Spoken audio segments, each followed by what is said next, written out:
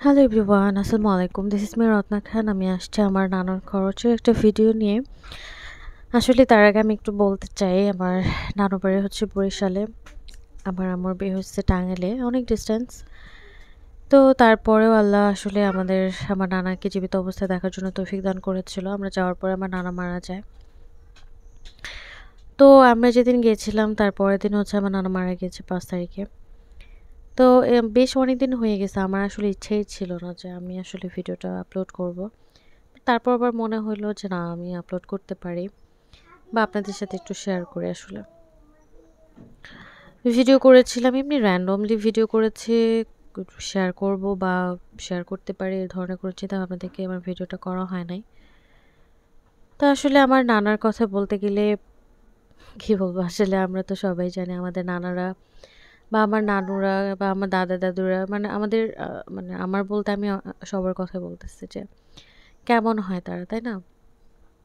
আর আপন মানুষ ফুরিয়ে গেলেই না তখন আসলে কতটা বোঝা যায়, থাকতে বোঝা যায় না।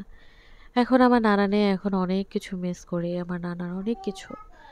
আমার নানা যখন মানে টাঙ্গাইলে আসতো আর কি বরিশাল থেকে, তখন এত এত জিনিস নিয়ে আসতো বস্তা ভরে ভরে, যেটা দেখে আসলে আমরা অনেক সময় মানে একটু রাগারাগি করতাম যে এত কিছু আনার কি দরকার এত দূর থেকে। তো তখন বলতো যে আমাদের ক্ষেতের জিনিস আমরা খাই, তোরা খাবি না, এরকম একটা কথা বলতো। তা আসলে কি, সত্যি কথা বলতে নানা এখন নাই, কিন্তু তারপরেও নানার অনেক কিছুই না চোখের সামনে ভেসে ওঠে। আসলে আমি খরচ নিয়ে কি বলবো বলেন? আমার নানা এরকম, আমি জানি না অন্যান্য নানারা এরকম কখনো করেছে কিনা। আমার নানা আমাদেরকে পাটায় বেটে ভর্তা করে খাইয়েছে। আমার নানা, আমরা যখন যেতাম আর কি আমাদের টাঙ্গাইল থেকে আমরা বেড়াতে যেতাম অনেক বছর পর পর, আমার নানা কি করতো, আমাদের কখনোই মানে বুঝতে দিত না যে অনেকদিন হয়ে গেছে বা আমরা অনেকদিন গেছি, মানে ওনাদের আদরে এরকম কোনো কমতি আমরা কখনোই পাই নাই। হয় না যে একটা বাসায় বেড়াতে গেলে অনেকদিন হয়ে গেলে আদর কমে যেত, কিন্তু আমাদের এরকম না, আমরা একদম লাস্ট অব্দি একই রকম মনে হয় মাত্র গেছে, এরকম একটা ব্যাপার ছিল। আমার নানা নানুকে কখনোই দেখি নাই যে কোনো নাতি নাতনিকে দেখে মানে একটু আহ আছে না যে অনেকে অনেক বেশি দেখলে একটু বিরক্ত বোধ করে। না, আমার মা খালার হচ্ছে ৪ বোন। আমার মা খালাদের বেশ অনেকগুলো করে বাচ্চা। আমরা ৪ বোন। আমার বড় খালার মানে ৫ টা ছেলে-মেয়ে। আমার সেজো খালার ৫ টা ছেলে-মেয়ে। ৫ টা না ৪ টা, সরি। তো এরকম করে আমার নানা-নানির অনেক নাতি-নাতনি। তো সবাই একসাথে হইলেও না তারা কখনোই বিরক্ত হয় না। তারা কেমন জানি খুশি হয়ে যেত। আমার নানাটা অসুস্থ ছিল। আমার নানা-নানু ঢাকায় থাকতো আমার খালামণির বাসায়। তখনও যখন আমি যেতাম এখান থেকে, টাঙ্গাইল থেকে, আমার নানা তখন আরকি কথা বলতে পারতো। কিন্তু শুয়ে মানে অসুস্থ ছিল আরকি, ব্রেইন স্ট্রোক রোগী ছিল। তো কখনোই আমি যখন আসতাম তখনই কখনোই শুনি না আচ্ছা ঠিক আছে যা। সবসময় বলতো, "এই না এখন যাবি না। আরো ২ দিন পরে যাবি।" তো এখন না এই জিনিসটা খুব মিস করি যে এখন যদি যাই, এখন আসলে কেউ বলার নাই যে, "যাবি না, আরো ২ দিন থাক বা খাইছস কিনা?" আসলে কি জানেন? যখন আমাদের লাইফ থেকে মূল্যবান জিনিসগুলো মানে ফুরিয়ে যায়, তখনই শুধু আমরা মূল্যবান জিনিসের মর্মটা বুঝতে পারি। আমাদের লাইফে যখন এই মূল্যবান জিনিসগুলো থাকে, তখন আসলে আমরা ফিলই করতে পারি না যে আমাদের লাইফ থেকে মানে যখন চলে যাবে তখন আসলে কিরকম ফিল হবে।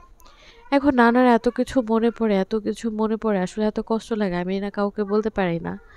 কারণ আমি একটু কাজে ব্যস্ত থাকি, যার জন্য আসলে এটা ফিল করতে দেই না কাউকে যে আমি কষ্ট পাচ্ছি। কিন্তু হঠাৎ করেই না খুব দীর্ঘশ্বাস কাজ করে। সবাই দোয়া করবেন আমার নানার জন্য, আল্লাহ যাতে আমার নানাকে বেহেশতে নসিব করে। আমার নানা খুব ভালো মানুষ ছিলেন, মানুষকে খাওয়াতে খুব পছন্দ করতেন। আর সবচাইতে বড় কথা কি জানেন? একটা কথা বললে হয়তো অবাক হবেন। আমার নানা যে এত মুমূর্ষু একটা অবস্থায় ছিলেন, উনি এই রোজার মধ্যে ১১টা রোজা করাচ্ছেন।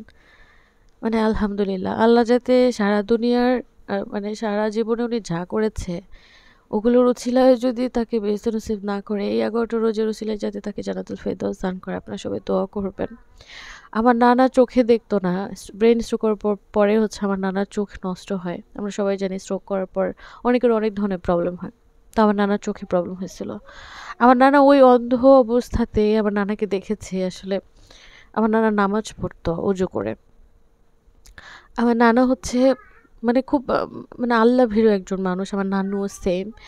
তা আমার নানাকে দেখতে আমি অন্ধ অবস্থায় উজু-টুজু করে এসে আমার মানে নানু বা যে কেউ হচ্ছে বসিয়ে দিত, সে নামাজ পড়তো।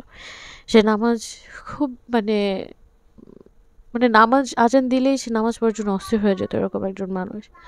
তো সেজন্যই বলি যে, "আল্লাহ আমার নানাকে তুমি বেছে নসিব করো।" আমার নানা খারাপ মানুষ ছিলেন না। আমার নানা মানুষের সাথে সম্পর্ক বজায় রাখতে পছন্দ করতেন। মানুষকে সম্মান করতে পছন্দ করতেন, মানুষকে খাওয়াতে পছন্দ করতেন।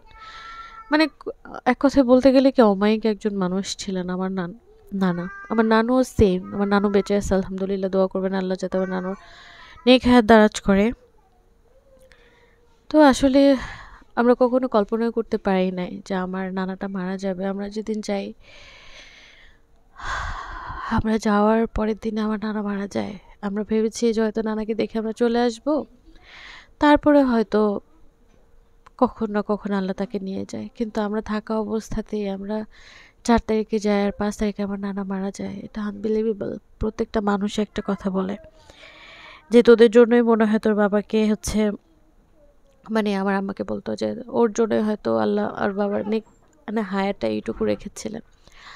আদারওয়াইজ আমার নানার অবস্থা যেরকম ছিল মানে সবাই মানে কল্পনার বাহিরে যে এতদিন কিছু হইল না।